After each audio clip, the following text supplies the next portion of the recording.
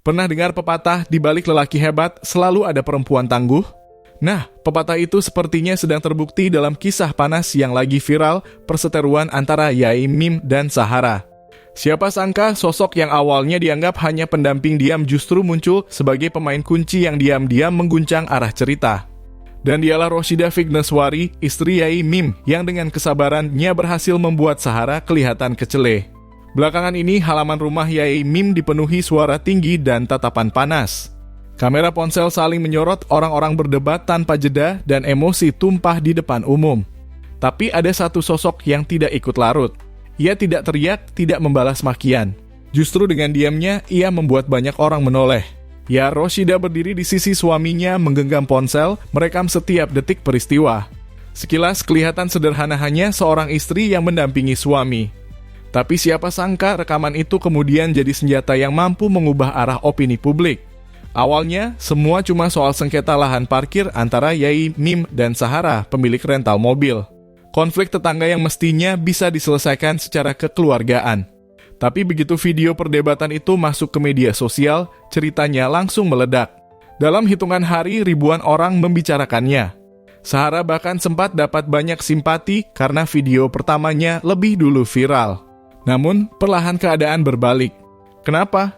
Karena dari ponsel Roshida muncul potongan lain yang memperlihatkan sisi berbeda dari konflik ini. Rekaman tenang, dingin, tapi tajam. Netizen pun mulai membuka mata, ternyata cerita ini tidak sesederhana yang terlihat di awal. Banyak yang kaget ketika tahu siapa sebenarnya Roshida. Ia bukan hanya istri seorang tokoh agama. Ia adalah lulusan statistika Universitas Brawijaya. Pernah berkarir di sektor perbankan, bahkan sempat jadi manajer di bank muamalat. Dengan latar belakang profesional itu, cara berpikirnya sudah terlatih logis, terukur, dan tidak gampang terpancing emosi. Jadi wajar kalau saat situasi memanas, ia tidak memilih berdebat, melainkan mendokumentasikan. Satu langkah sederhana, tapi punya dampak luar biasa. Dari sikap itulah netizen mulai menjulukinya sabar tapi cerdik. Publik melihat Sahara yang awalnya merasa pegang kendali, ternyata tidak menyadari bahwa lawannya punya tim yang tak kalah kuat. Roshida dengan diamnya justru jadi faktor penentu. Video yang ia ambil bukan cuma jadi bahan pembanding, tapi juga berpotensi jadi bukti resmi jika kasus ini berlanjut ke jalur hukum. Inilah momen ketika kesabaran berubah jadi strategi dan diam berubah jadi bentuk perlawanan. Di tengah tekanan, nama Yai Mim ikut dipertaruhkan. Sebagai mantan dosen UIN Malang, reputasinya tentu jadi sorotan.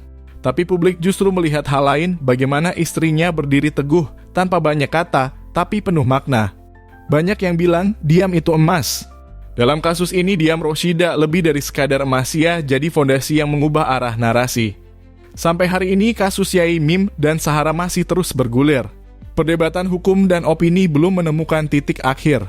Tapi satu hal sudah jelas, sosok Roshida berhasil meninggalkan jejak yang kuat. Ia menunjukkan bahwa perlawanan tidak harus dengan suara lantang. Kesabaran bisa jadi benteng, kecerdikan bisa jadi senjata, dan kadang pemain kunci bukan yang paling keras bicara, melainkan yang paling tenang berdiri.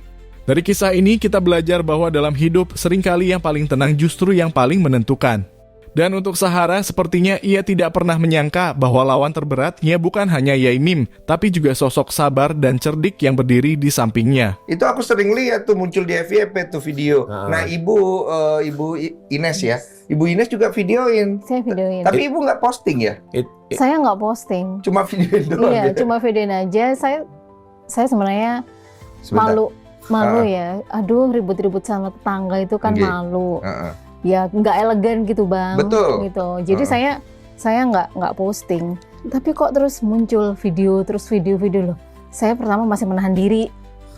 Aduh, kok saya tahan diri. Alah, habis mungkin sebentar lagi selesai gitu ya. Tapi kok semakin membesar, kemudian sampai berpengaruh ke pekerjaan saya, pekerjaan Yai Mim. Akhirnya barulah di situ saya bikin video-video untuk mengcounter fitnah dan framing negatif dari Bu Sahara gitu. Oke.